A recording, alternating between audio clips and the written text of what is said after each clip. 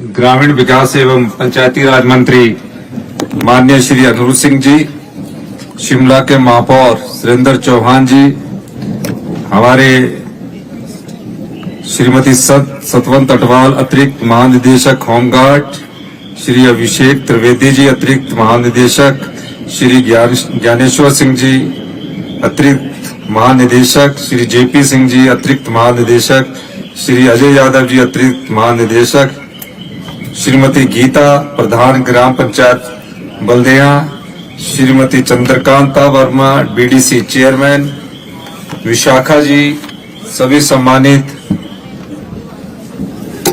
उपस्थित हमारे बुजुर्ग, माताएं, बहनें, युवा साथियों, प्यारे बच्चों, आज के इस गरिमापूर्ण अवसर पर आप सभी के बीच शामिल होकर मुझे बहुत प्रसन्नता हुई है।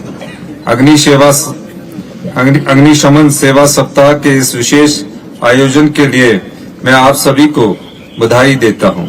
यह अवसर हमारे फायर डिपार्टमेंट की निस्वार्थ सेवा और शौर्य को याद करने और सम्मानित करने का है। हमें हमेशा याद रखना चाहिए कि आग की लपटों से लड़कर जान माल की सुरक्षा सुनिश्चित करना केवल एक जिम्मेदारी नहीं बल्कि एक सेवा धर्म भी है। प्रदेश में फायर सर्विस को मजबूत देने की दिशा में हमारी सरकार निरंतर प्रयास कर रही है, क्योंकि एक पहाड़ी राज्य होने के कारण यहाँ विभिन्न आपदाओं का खतरा हमेशा बना रहता है। हमारी सरकार द्वारा जिला हमीरपुर के नदौन में एक उप दमकल, जिला शिमला के देहा, उपादेश और शिमला में 3 नई दमकल चौकियां और जिला कांगड़ा के इंदौरा में एक दमकल उपकेंद्र को क्रियाशील किया गया है। नेरवा दमकल चौकी को शीघ्र ही शुरू किया जाएगा।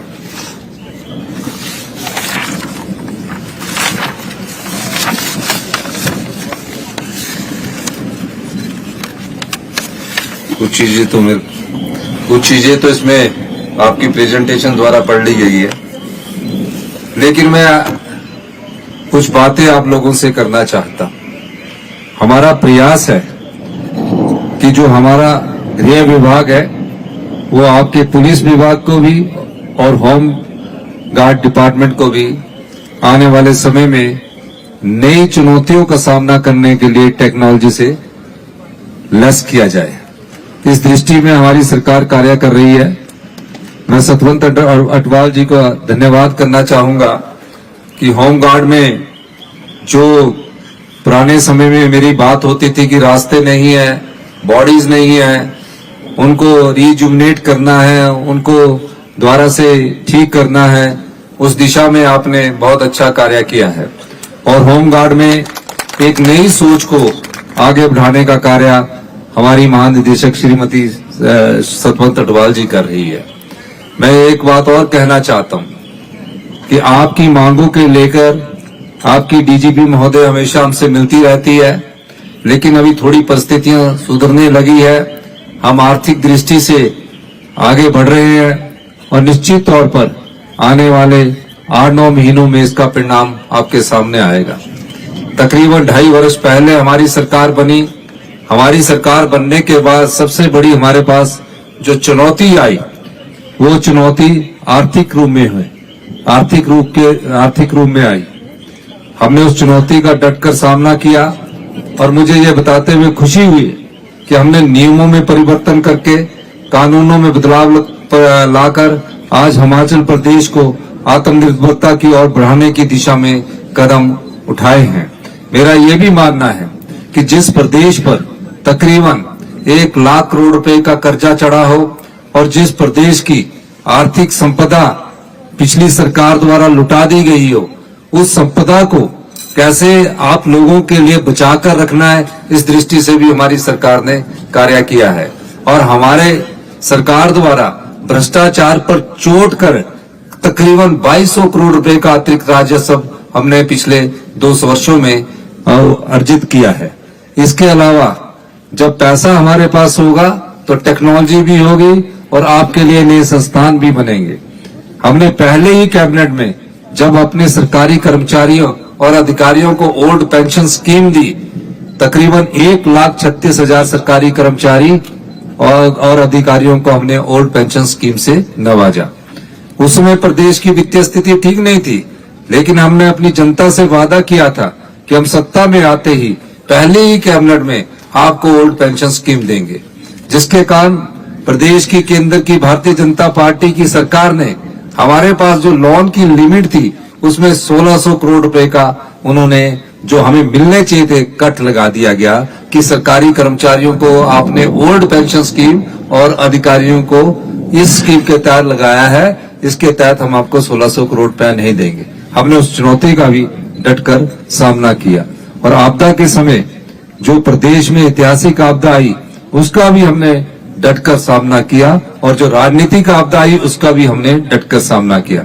इस वर्ष प्रदेश अर्थव्यवस्था के रूप में मजबूत हो रहा है और हम बार बार कहते हैं, पहले दिन से कहते हैं कि 2027 में हिमाचल प्रदेश आत्मनिर्भर होगा और 2032 में हिमाचल प्रदेश हिंदुस्तान का सबसे समृद्धशाली और अमीर राज्य होगा। ये बात मैं इसलिए कहता हूं कि हमने जो व्यक्तिगत परिवर्तन हम ला रहे हैं, कानूनों को बदल रहे हैं, उससे आपके जीवन में सुधार होगा। मेरा मानना है कि हमें शिक्षा के क्षेत्र में भी महत्वपूर्ण बदलाव करने की जरूरत है और इस दिशा में हम आगे बढ़े हैं। आने वाले समय में हम शिक्षा के क्षेत्र में सीबीएसई बोर्ड के द्वारा जो गवर्नमेंट स्कूल है उसमें भी सीबीएसई की एजुकेशन की पढ़ाई को और सीबीएसई बोर्ड के एग्जामिनेशन को गवर्नमेंट स्कूल में शुरू करने की दिशा में हमारी सरकार कार्य करेगी। जो हमारा एचपी बोर्ड है उसके अलावा पूरे प्रदेश में तकरीबन आने वाले समय में 100 स्कूलों को हम सीबीएसई बोर्ड से जोड़ेंगे ताकि शिक्षा के स्तर में गुणात्मक सुधार हो। जब हम आए थे उसमें शिक्षा के गुणात्मक सुधार में हम 21वें स्थान पर थे। आज हमारे प्रयासों से असर की रिपोर्ट के अनुसार हम देश में पहले नंबर पर पहुंच चुके हैं। इसके अलावा शिक्षा में हमने बहुत बड़े सुधार का कार्यक्रम शुरू किया है। हेल्थ सेक्टर में हमारा बहुत बड़े सुधार का कार्यक्रम है और इसी तरह आपके जो होम डिपार्टमेंट है उसमें भी सुधार की प्रक्रिया चल रही है और आने वाले समय में उसका आप परिणाम भी देखेंगे। मैं खासकर होमगार्ड डिपार्टमेंट को बहुत बहुत शुभकामनाएं देना चाहता हूं कि आप हमेशा जब भी कोई चुनौती आपके सामने आती है, चाहे आपदा के रूप में आती है, चाहे अग्नि के रूप में आती है या रोड एक्सीडेंट के रूप में आती है, आप हमेशा इस अपने कार्य को तत्परता से और ध्यान लगाकर करते हैं। इसके लिए आपको बहुत बहुत शुभकामनाएं। मैं जो आपके शहीद हुए हैं, जिनको 2009 में शहीद हुए हैं, उनको अभी तक कोई आर्थिक सहायता कोई बड़ी नहीं मिली थी। मैं इन दोनों परिवारों को जिनके जो शहीद हुए हैं, जो मुझे आपके द्वारा सतवंत अटवाल जी के द्वारा पता लगा है, 5-5 लाख रुपया शहीद के परिवार को देने की भी घोषणा करता हूं। इसके अलावा जो हमने रिज में कहा है उसकी जल्दी बैठक करेंगे और उसमें हमने 500 पद होमगार्ड के भरने के लिए या 700 पद होमगार्ड के भरने की बात कही है। मैं 2-3 दिन में होम डिपार्टमेंट के साथ, होमगार्ड डिपार्टमेंट के साथ बैठक करके कैसे आगे बढ़ना है इसमें हम एक विस्तृत चर्चा करेंगे। इन्हीं शब्दों के साथ मैं एक बार फिर से होमगार्ड डिपार्टमेंट का बहुत बहुत शुभकामनाएं देता हूं और इस आशा के साथ कि हम जो फैसले कर रहे हैं आने वाले समय में अभी हमें और फैसले करने हैं, और कड़े फैसले करने हैं ताकि प्रदेश आत्मनिर्भर बन सके। उसमें हिमाचल की जनता का साथ चाहिए। इन्हीं शब्दों के साथ मैं सभी विभाग के अधिकारियों का और पुलिस के जो अधिकारी है आप सभी का बहुत बहुत धन्यवाद करता हूं। जय हिंद, जय हिमाचल।